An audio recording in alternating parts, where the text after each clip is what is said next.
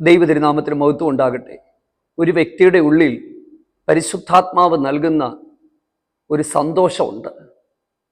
ഈ ഒരു സന്തോഷം എന്തെങ്കിലും വസ്തുതകളിൽ ആശ്രയിച്ചുള്ളതല്ല. അതായത് നമുക്ക് സന്തോഷം എപ്പോഴാണ് ഉണ്ടാകുന്നത്? ചിലർക്ക് പണം കിട്ടിക്കഴിയുമ്പോൾ സന്തോഷം ഉണ്ടാകും, ചിലർക്ക് യാത്രകൾ ചെയ്യുമ്പോൾ സന്തോഷം ഉണ്ടാകും. അപ്പം ഈ സന്തോഷങ്ങളൊക്കെ എന്തെങ്കിലുമൊക്കെ കാരണങ്ങളിൽ അല്ലെങ്കിൽ എന്തെങ്കിലുമൊക്കെ വസ്തുതകളിൽ ആശ്രയിച്ചുള്ള സന്തോഷമാണ്. പക്ഷേ പരിശുദ്ധാത്മാവ് നൽകുന്ന ഒരു സന്തോഷമുണ്ട്. ഈ സന്തോഷം ഒരു കാര്യത്തിലും ആശ്രയിച്ചുള്ള സന്തോഷമല്ല. ഈ സന്തോഷം അനുഭവിക്കുന്ന ഒരാളെന്നുള്ള നിലയിൽ പ്രിയപ്പെട്ടവരോട് ഞാൻ പറയട്ടെ, എന്താണ് ഈ സന്തോഷം? എങ്ങനെയാണ് ഈ സന്തോഷം നമുക്ക് അനുഭവിക്കാനായിട്ട് കഴിയുന്നത്? ദുഃഖകരമെന്ന് പറയട്ടെ, ദൈവമക്കൾ എന്ന് പറയുന്ന പല പ്രിയപ്പെട്ടവർ പോലും ഈ ഒരു സന്തോഷം അതിൻ്റെ പൂർണ്ണതയിൽ അനുഭവിക്കുന്നില്ല. അവരുടെ മനസ്സിൽ അവർ നിരാശിതരാണ്. എന്തൊക്കെയോ നഷ്ടപ്പെട്ടതുപോലെ പല സമയങ്ങളിലും അവർക്ക് തോന്നുന്നുണ്ട്. ശരിക്കും പരിശുദ്ധാത്മാവിനാൽ ഞാൻ നിറയപ്പെടുന്നത് 2001 മുമ്പ് ഞാൻ സാക്ഷ്യത്തിൽ പറഞ്ഞിട്ടുണ്ട്. പക്ഷെ 2017 ശേഷം ആത്മനിറവിൻ ജീവിതത്തിലേക്ക് വന്നതിന് ശേഷം ഞാൻ അനുഭവിച്ച അത്യന്തമായ ഒരു സന്തോഷമുണ്ട്. ഇപ്പോഴും ഞാൻ ആ സന്തോഷം അനുഭവിച്ചു കൊണ്ടിരിക്കുകയാണ്. ഞാൻ ഇന്നലെ 1-2 പേരുമായിട്ടൊക്കെ സംസാരിച്ചപ്പോൾ ഈ സന്തോഷത്തെക്കുറിച്ച് ഞാൻ അവരോട് പറഞ്ഞപ്പോഴാണ് എൻ്റെ മനസ്സിലേക്ക് തോന്നിയത്, ഇതുമായിട്ട് ബന്ധപ്പെട്ട് ഒരു തിരുവചന സന്ദേശം ചെയ്യണം. കാരണം ഈ സന്തോഷമില്ലാത്തവരായി ഒത്തിരി ആളുകൾ ഇന്ന് ലോകത്തിലുണ്ട്. സന്തോഷം കണ്ടെത്താനായി മനുഷ്യൻ പരക്കം പാഞ്ഞുകൊണ്ടിരിക്കുകയാണ്, ഇല്ലേ? വ്യത്യസ്തമായ പ്രോഗ്രാമുകൾ, അങ്ങനെ പല കാര്യങ്ങൾ, എൻ്റർടൈൻമെൻറ്റിന് വേണ്ടിയുള്ള കാര്യങ്ങൾ, ഇതൊക്കെ നമ്മുടെ ചുറ്റുപാട് നമ്മൾ കാണുകയാണ്. അത് മാത്രമല്ല, ഈ ചില ചില ക്ലാസ്സുകൾ അല്ലെങ്കിൽ ഇതുപോലെ നമ്മുടെ മനസ്സിന് റിലാക്സേഷനുള്ള ടെക്നിക്കുകൾ, അതൊക്കെ പഠിപ്പിക്കുന്ന ആളുകൾ അല്ലെങ്കിൽ അത് ചെയ്യുന്ന ആളുകൾ പറയുന്നത് നിങ്ങളുടെ സന്തോഷം നിങ്ങൾ ഉള്ളിൽ നിന്ന് കണ്ടെത്തണമെന്നാണ്. അതായത് നിങ്ങളിൽ സന്തോഷിക്കാൻ ശ്രമിക്കുക, നിങ്ങൾക്ക് സന്തോഷവാന്മാരായിരിക്കാൻ പറ്റും, അങ്ങനെയൊക്കെ പറയുന്നവരുണ്ട്. പക്ഷെ ഇതൊക്കെ പരീക്ഷിച്ച് പരാജയപ്പെട്ട ഒത്തിരി പേരെ ഞാൻ നിങ്ങൾക്ക് കാണിച്ചു തരാം. നമ്മൾ എത്ര സന്തോഷം കണ്ടെത്താൻ ശ്രമിച്ചാലും ഇതൊക്കെ നമ്മൾ സ്വയം ഉണ്ടാക്കാൻ ശ്രമിക്കുന്നതാണ്. നമ്മുടെ ഈ അകത്ത് കിടക്കുന്ന ആ ഒരു വേദന പോത്തില്ല. ഇത് കളയാനായിട്ട് പറ്റുന്ന ഒരാൾ ഈ ഉലകത്തിൽ ഉണ്ടെങ്കിൽ അത് പരിശുദ്ധാത്മാവ് മാത്രമാണ്. ഞാൻ വചനത്തിൽ നിന്ന് ഈ ഒരു കാര്യത്തെക്കുറിച്ച് ആഴമായി നിങ്ങളുമായിട്ട് സംസാരിക്കുമ്പോൾ നിങ്ങൾക്കത് മനസ്സിലാകും. റോമാലേഖനം 14 അധ്യായത്തിൻ്റെ 17 വാക്യം നമ്മളൊന്ന് ശ്രദ്ധിക്കുമ്പോൾ അവിടെ ഒരു കാര്യം എഴുതിയിട്ടുണ്ട്. എന്താണ് ദൈവരാജ്യം, എന്തല്ല ദൈവരാജ്യം? ദൈവരാജ്യം ഭക്ഷണവും പാനീയവുമല്ല, നീതിയും സമാധാനവും പരിശുദ്ധാത്മാവിൽ സന്തോഷവും അത്രേ.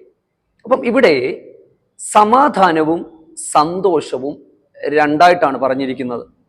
അതുകൊണ്ട് തന്നെ സമാധാനവും സന്തോഷവും ഒന്നല്ല, രണ്ടായി തന്നെ നാം മനസ്സിലാക്കേണ്ടിയിരിക്കുന്നു. അപ്പോൾ ആ ഒരു വാക്യത്തിൻ്റെ ഒരു വിശകലനത്തിലേക്ക് നമുക്കൊന്ന് പോകാം. ദൈവാത്മാവ് എന്നെ പഠിപ്പിച്ച, എൻ്റെ ഹൃദയത്തിൽ നൽകി തന്ന ചില ചിന്തകൾ നിങ്ങളുമായിട്ട് പങ്കുവെക്കുമ്പോൾ വാസ്തവമായ ദൈവിക സന്തോഷം നമുക്ക് കണ്ടെത്താനായിട്ട് കഴിയും, ഇല്ലേ? ഈ സന്തോഷത്തിന് വേണ്ടിയുള്ള എന്തെല്ലാം വഴികളാണ് ലോകത്തിലുള്ളത്. ഞാൻ നിങ്ങൾക്കൊക്കെ അറിയാമല്ലോ, കുറച്ച് ദിവസങ്ങൾ ഞാൻ കുവൈറ്റിലായിരുന്നു ശുശ്രൂഷകളോടുള്ള ബന്ധത്തിൽ. അപ്പം അവിടെ പല സ്ഥലങ്ങൾ സന്ദർശിക്കുവാൻ, വ്യത്യസ്ത തരത്തിലുള്ള ഭക്ഷണങ്ങൾ കഴിക്കാനൊക്കെ ദൈവം അവസരം ഒരുക്കി. അപ്പോൾ അവിടെ ഞാൻ കുവൈറ്റിലായിരുന്നപ്പം ഗ്രാൻഡ് അവന്യൂസ് എന്ന് പറയുന്ന ഒരു മാള് സന്ദർശിക്കാനിടയായി. ഒന്നല്ല, പല പ്രാവശ്യം അവിടെ പോയി. അത് ലോകത്തിലെ തന്നെ ഏറ്റവും വലിയ മാളുകളിൽ ഒന്നാണ്. എന്ന് പറഞ്ഞാൽ ലക്ഷറിയുടെ, ആഡംബരത്തിൻ്റെ അങ്ങേയറ്റത്ത് നിൽക്കുന്ന ഒരു സ്ഥലമെന്നൊക്കെ വേണമെങ്കിൽ വിശേഷിപ്പിക്കാം. അപ്പം ഞാൻ അതുവഴിയെല്ലാം യാത്ര ചെയ്തു, ആ സ്ഥലങ്ങളെല്ലാം പോയി കണ്ടു. ആ സ്ഥലങ്ങളിൽ ചെന്നപ്പോൾ ഞാൻ ശ്രദ്ധിച്ചൊരു കാര്യം എന്ന് പറയുന്നത്, അതിൻ്റെ പ്രധാനപ്പെട്ട ഭാഗങ്ങളിൽ കുവൈറ്റികൾ നമ്മുടെ നാട് പോലെയല്ല, അവരുടെ പണവും സമ്പന്നതയും ഒക്കെ നമ്മളൊക്കെ ഇമാജിൻ ചെയ്യുന്നതിനപ്പുറത്താണ്. അപ്പം അവരവിടെ വെറുതെ ഇരുന്ന് കാപ്പി കുടിച്ച് വെളിയിലോട്ട് നോക്കിയിരിക്കുകയാണ്. അവരിതിനെയെല്ലാം ആസ്വദിക്കുകയാണ്. പക്ഷെ ഞാൻ സത്യസന്ധമായിട്ട് ഞാൻ പറയാം, എനിക്ക് ഇതിലൂടെ ഒന്നും പോയിട്ട് എനിക്കൊന്നും തോന്നിയില്ല. എന്താണെന്ന് എനിക്കറിയത്തില്ല. അപ്പൊ എനിക്കൊരു കാര്യം മനസ്സിലായി, നമ്മൾ ഈ സന്തോഷം കണ്ടെത്താനായിട്ട് ശ്രമിക്കുമ്പോൾ, സന്തോഷം കണ്ടെത്താൻ നമ്മൾ ശ്രമിക്കുകയാണ് ഇല്ലേ? ഞാൻ ചോദിക്കട്ടെ, നമ്മളൊരു പേപ്പർ എടുത്തു വെച്ച് നമ്മൾ ലോകത്തിലെ ഏറ്റവും സന്തോഷം തരുന്ന കാര്യങ്ങൾ എന്തൊക്കെയാണെന്നുള്ളതൊന്ന് എഴുതി വെക്കാം. ഞാൻ ചെറുപ്പക്കാരോടൊക്കെ കഴിഞ്ഞ ദിവസങ്ങളിൽ സംസാരിച്ചപ്പോൾ ഞാൻ പലരോടും ഇങ്ങനെ ചോദിച്ചു, എന്താണ് ഏറ്റവും വലിയ സന്തോഷം ലോകത്തിൽ തരുന്നതായിട്ട് നിങ്ങൾ കണക്കാക്കുന്നത്? ഇല്ലേ? ഈ ലോകത്തിലെ സന്തോഷം എന്തുമായിക്കൊള്ളട്ടെ, മദ്യത്തിൽ സന്തോഷം കാണുന്നവരുണ്ട്, ലഹരിയിൽ സന്തോഷം കാണുന്നവരുണ്ട്, മറ്റ് തരത്തിൽ. ഞാൻ അതിലേക്കൊന്നും പോകുന്നില്ല, കാരണം ഇതൊരു വിശുദ്ധമായ ആത്മീക ശുശ്രൂഷയായതുകൊണ്ട് ഞാൻ അതിലേക്കൊന്നും പോകുന്നില്ല. ഞാനൊരു കാര്യം സ്നേഹത്തോടെ പറയാം, ലോകത്തിൻ്റെ എല്ലാ സന്തോഷവും മിനിറ്റുകൾ മാത്രം നിലനിൽക്കുന്നതാണ്. അത് കഴിയുമ്പോൾ അതിൻ്റെ സന്തോഷം പോയി. നമ്മൾ വിചാരിക്കും കുറച്ച് പണം കിട്ടിക്കഴിയുമ്പം നമ്മുടെ വേദനയെല്ലാം മാറും, സന്തോഷമാണ്. ചൂടത്ത് കിടക്കുന്ന വിചാരിക്കും AC റൂമിൽ കിടന്നാൽ അവൻ്റെ വേദന മാറും, സന്തോഷമാണ്. നിങ്ങൾക്കറിയാമോ, ഒരുപാട് ആളുകൾക്ക് വേണ്ടി പ്രാർത്ഥിക്കുന്നത് കൊണ്ട്, ഒരുപാട് പേരുടെ വിഷയം അറിയാവുന്നത് കൊണ്ട്, ആരാണെന്ന് എനിക്ക് പരസ്യം ചെയ്യാൻ പറ്റത്തില്ല, വളരെ സമ്പന്നതയുടെ ഏറ്റവും ടോപ്പിൽ നിൽക്കുന്ന ആളുകളെ എനിക്കറിയാം. അവർക്ക് വേണ്ടി ഞാൻ പ്രാർത്ഥിക്കാറുണ്ട്. എന്തെല്ലാം സുഖ സൗകര്യങ്ങൾ അവർക്കുണ്ടെന്നറിയാമോ? പക്ഷെ ഹൃദയാന്തർഭാഗത്ത് അവർക്ക് സന്തോഷമില്ല. പണമുണ്ട്, ജീവിത സാഹചര്യങ്ങളുണ്ട്, എല്ലാം ഉണ്ട്, പക്ഷേ അകത്തളങ്ങളിൽ അവർക്ക് ദുഃഖമാണ്. അപ്പൊ എനിക്കൊരു കാര്യം മനസ്സിലായി, പണത്തിന് നമുക്ക് കുറച്ച് കാര്യങ്ങൾ തരാൻ പറ്റും. മെച്ചപ്പെട്ട ജീവിത സൗകര്യങ്ങൾക്ക് ചില കാര്യങ്ങൾ നമുക്ക് ഓഫർ ചെയ്യാൻ പറ്റും. പക്ഷേ ബൈബിൾ പറയുന്ന യഥാർത്ഥമായ സന്തോഷം, അഥവാ പരിശുദ്ധാത്മാവിൻ്റെ സന്തോഷം, ഈ സന്തോഷം ഒരു വസ്തുതയിലും അടിസ്ഥാനപ്പെട്ടതല്ല. അതായത് സന്തോഷം കണ്ടെത്താൻ ശ്രമിക്കുന്നതിലൂടെയോ മനസ്സിനെ പ്രിപ്പയർ ചെയ്യുന്നതിലൂടെയോ എന്തെങ്കിലും കാര്യങ്ങളിൽ ബോധപൂർവമായി ലക്ഷ്യം വെച്ച് ദുഃഖം ഹൃദയത്തിലേത് മാറ്റി പുതിയ ചിന്തകൾ കൊണ്ടുവന്ന് സന്തോഷം നേടിയെടുക്കാൻ ശ്രമിക്കുന്നതിലൂടെയോ കിട്ടുന്നതല്ല. പരിശുദ്ധാത്മാവ് ഒരു വ്യക്തിയുടെ ഹൃദയാന്തർഭാഗത്ത് എപ്പോഴും നിറച്ചിരിക്കുന്ന, അല്ലെങ്കിൽ നിറഞ്ഞ് പുറത്തേക്ക് ഒഴുകിക്കൊണ്ടിരിക്കുന്ന അതുല്യമായ ആ ഒരു ദൈവിക അനുഭവമാണ് ദൈവിക സന്തോഷം എന്ന് പറയുന്നത്. ഇത് ഞാൻ പറഞ്ഞല്ലോ, ഇതൊന്നിനെയും ആശ്രയമാക്കിയുള്ളതല്ല. എനിക്ക് പണം കിട്ടിയത് കൊണ്ടോ സൗകര്യങ്ങൾ കിട്ടിയത് കൊണ്ടോ ഒന്നുമല്ല. പക്ഷെ അകത്തളങ്ങളിൽ എപ്പോഴും അനുഭവിക്കുന്ന ഒരു വലിയ സന്തോഷമുണ്ട്. ഞാൻ ഈ ഒരു സന്തോഷത്തിൻ്റെ കാരണം ചില സമയങ്ങളിൽ അന്വേഷിക്കുമ്പോൾ കാരണം എനിക്ക് കണ്ടെത്താൻ പറ്റില്ലെങ്കിലും ഒരു കാര്യം ഞാൻ മനസ്സിലാക്കി, പരിശുദ്ധാത്മ നിറവിൻ ജീവിതത്തിലേക്ക് വന്നപ്പോഴാണ് എൻ്റെ ഉള്ളിൽ ആ ഒരു സന്തോഷം കയറി വന്നത്. ഞാൻ കൂടുതൽ വ്യക്തമായി നിങ്ങളുമായിട്ട് അത് പങ്കുവെക്കാം. വളരെ ശ്രദ്ധാപൂർവം ഈ സന്ദേശം നിങ്ങൾക്ക് താല്പര്യമുണ്ടെങ്കിൽ നിങ്ങളിത് മുഴുവനും കേൾക്കുക, സ്കിപ്പ് ചെയ്യാതെ കേൾക്കുക. പരിശുദ്ധാത്മാവ് ചില ചിന്തകൾ നിങ്ങളുടെ ഉള്ളിലേക്ക് നൽകിത്തരും. നമുക്ക് സന്തോഷമുണ്ടെങ്കിൽ നമുക്ക് രോഗങ്ങൾ കുറവായിരിക്കും, നമ്മുടെ മുഖത്ത് അത് പ്രതിഫലിക്കും, നമ്മുടെ ആരോഗ്യത്തിൽ അത് പ്രതിഫലിക്കും. കാരണം മനസ്സിൻ്റെ ഉള്ളിലെ നിരാശകളും ദുഃഖങ്ങളും ഒക്കെ ശരീരത്തിലേക്ക് വരികയും നമ്മളെ പല സമയങ്ങളിലും ബലഹീനമാക്കുകയും ചെയ്യും. ചിലർ ജന്മസിദ്ധമായി സന്തോഷമുള്ളവരാണ്, ചിലർ ജന്മം കൊണ്ടേ ദുഃഖിതരാണ്. അതായത് ജനിച്ചു വളർത്തപ്പെടുന്ന ഓർമ്മയുള്ള കാലം മുതൽ ഒരു കാര്യവുമില്ലെങ്കിലും എപ്പോഴും സന്തുഷ്ടരായിരിക്കുന്ന, സന്തോഷം അനുഭവിക്കുന്ന ആളുകളുണ്ട്. ചിലരെപ്പോഴും വരിഞ്ഞു മുറുക്കിയ ഹൃദയവും ഒന്നിലും സന്തോഷിക്കാൻ പറ്റാതെ എന്താ പറയുന്നത്, ഈ കോംപ്ലക്സുകൾ ഉള്ളവരായി അങ്ങനെ വളർന്നു വരുന്ന ആൾക്കാരുണ്ട്. ഞാൻ ഇതിൽ രണ്ടാമത്തെ ആളാണ്, ഒന്നാമത്തെ ആളല്ല, രണ്ടാമത്തെ ആളാണ്. ഒരുപക്ഷെ ഞാൻ ജനിച്ചു വളർത്തപ്പെട്ട ജീവിത സാഹചര്യങ്ങൾ, ഞാൻ പറഞ്ഞല്ലോ, എൻ്റെ ബാല്യകാലങ്ങളിൽ ഞാൻ അനുഭവിച്ച ഒരുപാട് മുറിവുകൾ, വേദനകൾ, അവഗണനകൾ, നിന്ദകൾ, ഒറ്റപ്പെടലുകൾ, ഇതൊക്കെ എൻ്റെ വിദ്യാഭ്യാസത്തെ ബാധിച്ചിട്ടുണ്ട്, എൻ്റെ വ്യക്തിത്വത്തെ ബാധിച്ചിട്ടുണ്ട്, എൻ്റെ ജീവിതത്തെ ബാധിച്ചിട്ടുണ്ട്, ചിന്താഗതികളെ ബാധിച്ചിട്ടുണ്ട്. പക്ഷെ ഈ ഒരു മുറിവുകളൊക്കെ കരിഞ്ഞ് ഉണങ്ങി യഥാർത്ഥമായ ഒരു സന്തോഷത്തിലേക്ക് എന്നെ കൊണ്ടുവന്നത് പരിശുദ്ധാത്മാവാണ്. എൻ്റെ പ്രിയപ്പെട്ടവരെ, ഈ ഒരു മെസ്സേജ് നിങ്ങൾ കേട്ടുകൊണ്ടിരിക്കുമ്പോൾ നിങ്ങൾ ശ്രദ്ധിച്ചൊന്ന് മനസ്സിലാക്കണം. രണ്ട് മൂന്ന് തരത്തിലുള്ള ആൾക്കാരാണ്, കാറ്റഗറിയിലുള്ള ആൾക്കാരാണ് നമ്മുടെ മെസ്സേജുകൾ കേൾക്കുന്നത്. ഒന്ന്, രക്ഷിക്കപ്പെട്ട് ദൈവകൃപയിൽ നിൽക്കുന്നവർ. രണ്ട്, അതിൻ്റെ ആദ്യഘട്ടത്തിലേക്ക് വരുന്നവർ. മൂന്ന്, അക്രൈസ്തവരായ ധാരാളം ആളുകൾ. അപ്പോൾ ഈ മൂന്ന് തരത്തിലുള്ള ആളുകൾക്കും പ്രയോജനകരമാകത്തക്ക നിലയിൽ ഈ ഒരു തിരുവചന സന്ദേശം മുമ്പോട്ട് കൊണ്ടുപോകാനായിട്ട് ആഗ്രഹിക്കുകയാണ്. ഒന്നാമത്, യേശുവിനെ രക്ഷകനും കർത്താവുമായി സ്വീകരിക്കുമ്പോൾ ഒരു വ്യക്തി ദൈവരാജ്യത്തിന്റെ ഭാഗമാകുകയാണ്, അല്ലെങ്കിൽ ആ വ്യക്തിയുടെ ഉള്ളിൽ ദൈവരാജ്യം വരികയാണ്. അപ്പം ഈ ഒരു ദൈവരാജ്യത്തിന്റെ അകത്തുനിന്ന് കിട്ടുന്ന ഒരു സമാധാനമുണ്ട്, സന്തോഷമുണ്ട്. കാരണം കർത്താവ് ഒരു വ്യക്തിയുടെ ഉള്ളിൽ വരുമ്പോൾ അവൻ ഉണ്ടാകുന്ന ഒരു സന്തോഷമുണ്ട്, അല്ലെങ്കിൽ അവൻ്റെ ഉള്ളിൽ ദൈവം കൊടുക്കുന്ന ഒരു സന്തോഷമുണ്ട്. ഈ ഒരു സന്തോഷം യേശുവേ യേശുവേ എന്ന് വിളിച്ചത് കൊണ്ടോ എവിടെങ്കിലും സ്ഥലങ്ങളിൽ പോയത് കൊണ്ടോ ഒന്നും കിട്ടുന്നതല്ല. യേശുവിനെ നിങ്ങളുടെ ജീവിതത്തിന്റെ രക്ഷകനും കർത്താവുമായി സ്വീകരിക്കുക. യേശുവേ, അവിടുന്ന് എൻ്റെ പാപങ്ങൾക്ക് വേണ്ടി മരിച്ചു, ഞാൻ ഇനി ജീവിക്കുന്നത് അങ്ങേക്ക് വേണ്ടിയാണ്, അങ്ങയെ മാത്രമേ ഞാൻ സേവിക്കത്തുള്ളൂ, അങ്ങ് മാത്രമാണ് എൻ്റെ രക്ഷകനെന്ന് യേശുവിനെ രക്ഷകനും കർത്താവുമായി സ്വീകരിച്ച് ബാക്കിയുള്ള ദൈവകൽപ്പനകൾ ജലത്തിൽ സാക്ഷിച്ച് മുൻപോട്ട് പോകുന്ന കാര്യങ്ങൾ, അതിനെക്കുറിച്ച് ഞാൻ പിന്നീട് അടുത്ത ദിവസങ്ങളിൽ പറയാം. അങ്ങനെ കർത്താവുമായിട്ടുള്ള ആ ഒരു ആഴമായ ബന്ധത്തിൽ മുൻപോട്ട് പോകുന്ന ഒരു വ്യക്തിയുടെ ഉള്ളിൽ ദൈവം പകരുന്ന ഒരു സമാധാനമുണ്ട്. അതാണ് പറഞ്ഞത്, ദൈവരാജ്യം ഭക്ഷണമോ പാനീയമോ അല്ല, നീതിയും സമാധാനവും പരിശുദ്ധാത്മാവിൽ സന്തോഷവും അത്രേ. ശരിക്കും ഒരു വ്യക്തിയുടെ ബലം എന്ന് പറയുന്നത് ദൈവിക സന്തോഷമാണ്. കാരണം നെഹമ്യാവിന്റെ പുസ്തകം 8-ാം അധ്യായത്തിന്റെ 10-ാമത്തെ വാക്യത്തിൽ കാണുന്നത്, യഹോവയിലെ സന്തോഷം നിങ്ങളുടെ ബലമാണ്. അപ്പോൾ ശരിക്കും സന്തോഷമില്ലെങ്കിൽ ബലം നഷ്ടപ്പെട്ടു പോകും എന്നുള്ളതാണ് സത്യം. ദൈവിക സന്തോഷമുണ്ടെങ്കിൽ അത് ജീവിതത്തിന്റെ സമസ്ത മേഖലകളിലും ഒരു വലിയ ബലമായി വ്യാപരിച്ചുകൊണ്ടേയിരിക്കും. കാരാഗ്രഹത്തിൽ കിടന്ന അപ്പോസ്തലനായ പൗലോസ് പോലും ഫിലിപ്പിയ ലേഖനത്തിൽ പറയുന്നത്, എപ്പോഴും സന്തോഷിപ്പീൻ.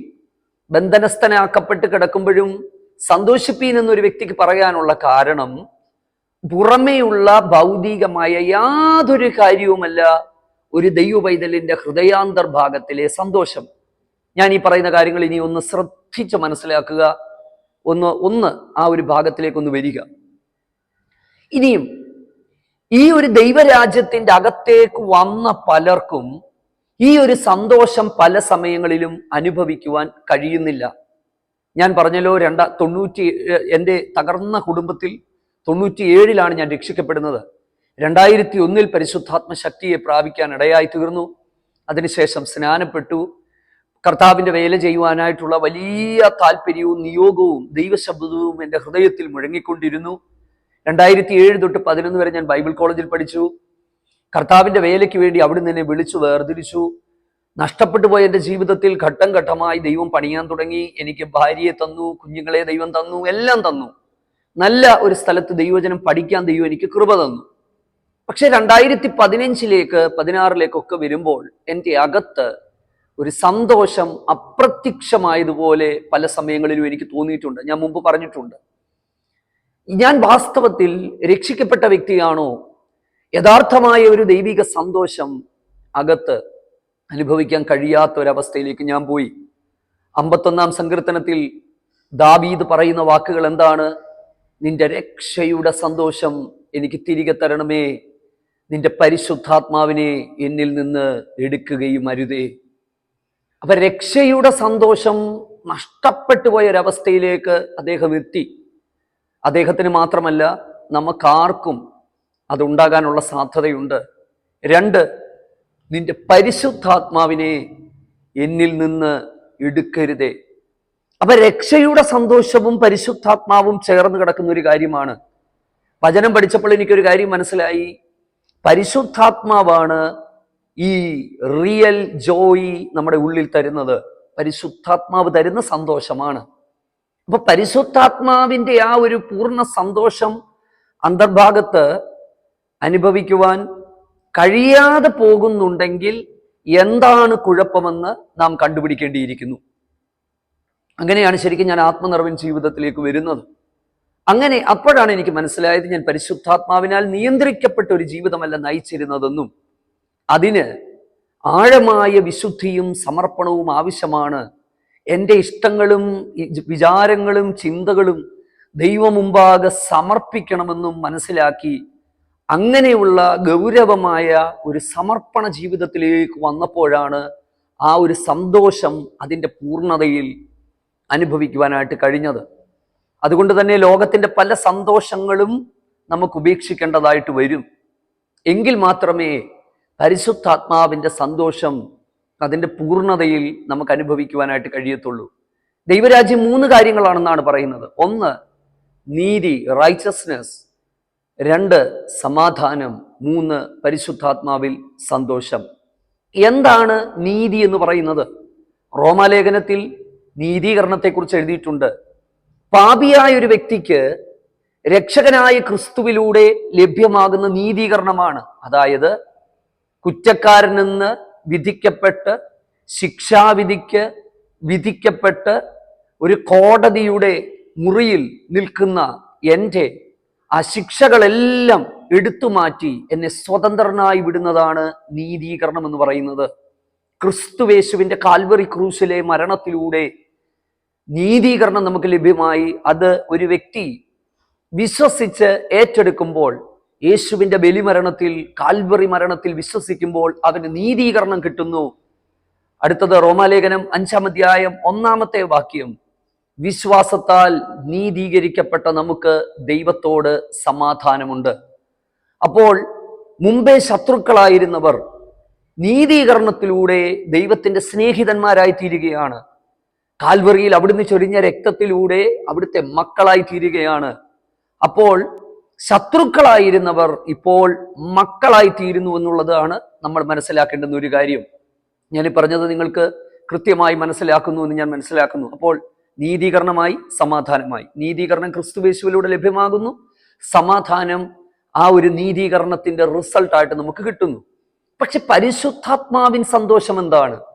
പരിശുദ്ധാത്മാവിൻ സന്തോഷം എന്ന് പറയുന്നത് നീതീകരിക്കപ്പെട്ട് ക്രിസ്തുവുമായി ഉള്ള സമാധാനത്തിൽ മുൻപോട്ട് പോകുന്ന വ്യക്തിയുടെ അന്തർഭാഗത്ത് പരിശുദ്ധാത്മാവ് നൽകുന്ന ഒരു സന്തോഷമുണ്ട്. ഈ സന്തോഷം ആത്മാവിൻ്റെ ഫലങ്ങളിൽ ഒന്നാണ്. ഗലാത്യ ലേഖനത്തിൽ സ്നേഹം, സന്തോഷം, സമാധാനം, ഇത് നമ്മൾ ഉണ്ടാക്കിയെടുക്കുന്നതല്ല, ഇത് സ്വതവേ വരുന്നതാണ്, ഫലമാണ്.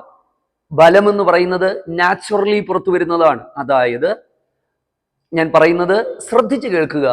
എൻ്റെ ഉള്ളിൽ പരിശുദ്ധാത്മാവ് ഉണ്ടെങ്കിൽ എന്നിൽ നിന്ന് ഞാൻ അറിയാതെ പുറത്തേക്ക് ഒരു വലിയ സമാധാനം, ഒരു വലിയ സന്തോഷം അന്തർഭാഗത്തുണ്ടാകും. ഈ സന്തോഷം അനുഭവിക്കാൻ പറ്റുന്നില്ലെങ്കിൽ അതിൻ്റെ അർത്ഥം പരിശുദ്ധാത്മാവിൻ്റെ അധിവാസം അതിൻ്റെ പൂർണ്ണതയിൽ നടക്കുന്നില്ല. എവിടെയൊക്കെയോ നമുക്ക് മിസ്സിംഗ് ആയിട്ടുണ്ട്. എവിടെയൊക്കെയോ നാം പാപത്തിൽ, ലോകത്തിൽ രസിക്കുന്നുണ്ട്. നമ്മുടെ ഇച്ഛകളെയും നമ്മുടെ ഇഷ്ടങ്ങളെയും ദൈവഹിതത്തിനായി സമർപ്പിച്ചുകൊണ്ട് മുൻപോട്ട് പോകേണ്ടുന്നത് അനിവാര്യമാണ്. എവിടെയൊക്കെയോ ദൈവവചനത്തിന്റെ പ്രമാണത്തിൽ നിന്ന് അകന്ന് പരിശുദ്ധാത്മാവിനെ ദുഃഖിപ്പിക്കുന്ന ഒരു അനുഭവത്തിൽ നമ്മൾ പോകുന്നത് കൊണ്ടാണ് പരിശുദ്ധാത്മാവ് തരുന്ന ആ ഒരു സന്തോഷം അനുഭവിക്കുവാൻ കഴിയാതെ പോകുന്നത്. ഞാനീ പറഞ്ഞത് ക്ലിയർ ആണെന്ന് മനസ്സിലാകുന്നു. അതുകൊണ്ട് ദുഃഖിപ്പിക്കുന്ന അനുഭവങ്ങൾ എവിടെയെങ്കിലും ഉണ്ടെങ്കിൽ, എവിടെയെങ്കിലും വഴിമാറിപ്പോയിട്ടുണ്ടെങ്കിൽ മടങ്ങി വരാം. ആ സന്തോഷം അനുഭവിക്കുവാൻ തക്കവണ്ണം ദൈവാത്മാവിന്റെ മുമ്പിൽ ഒരു തുറന്ന, ദൈവത്തിന് സ്തോത്രം, മനസ്സോടെ നമുക്കായിരിക്കാം. അതിനായിട്ട് നമുക്ക് ഏൽപ്പിച്ചു കൊടുക്കാം. ആത്മനിറവിൻ ജീവിതത്തിലേക്ക് വരാം. എന്നെ ഒന്ന് നിറയ്ക്കണമേ, എന്നിൽ ഒന്നുകൂടെ പകരണമേ. എൻ്റെ ഹൃദയത്തിൻ്റെ, എൻ്റെ ജീവിതത്തിൻ്റെ പൂർണ്ണ നിയന്ത്രണം ഒരിക്കൽ കൂടി അവിടുന്ന് ഏറ്റെടുത്തുകൊണ്ട് എൻ്റെ കുറവുകൾ, എൻ്റെ കുറ്റങ്ങൾ, ഒരുപക്ഷെ ഞാൻ അറിഞ്ഞുകൊണ്ട് ഇഷ്ടപ്പെടുന്ന പലതിനെയും ഉപേക്ഷിച്ചുകൊണ്ട് ദൈവത്തിൻ്റെ ആത്മാവേ, അങ്ങയുടെ ഇഷ്ടപ്രകാരം ക്രിസ്തുവിനോടുള്ള കൂട്ടായ്മയിൽ ജീവിപ്പാൻ എന്നെ തന്നെ സമർപ്പിക്കുന്നു എന്നുള്ള ചിന്തകളോടെ ആ ഒരു ഒരുക്കത്തോടെ നമുക്ക് മുമ്പോട്ട് പോയാൽ പരിശുദ്ധാത്മാവിൻ്റെ ആ സന്തോഷം, ദൈവരാജ്യത്തിൻ്റെ സന്തോഷം അതിൻ്റെ പൂർണ്ണതയിൽ നമുക്ക് അനുഭവിക്കുവാൻ കഴിയും. ഈ മെസ്സേജ് വ്യക്തമായി എന്ന് ഞാൻ വിശ്വസിക്കുന്നു. അത് അനുഭവിക്കുന്നവർ ഉണ്ടെങ്കിൽ ദൈവത്തിന് സ്തോത്രം. മറ്റുള്ളവർക്ക് അതിങ്ങനെയൊക്കെ ഉണ്ടെന്നൊന്ന് അറിയാനിടയായി തീരട്ടെ. കർത്താവ് നിങ്ങളെ എല്ലാവരെയും സഹായിക്കട്ടെ. വീണ്ടും അടുത്തൊരു സന്ദേശവുമായിട്ട് നമുക്ക് ഒരുമിച്ച് കാണാം. ആമേൻ. God bless U.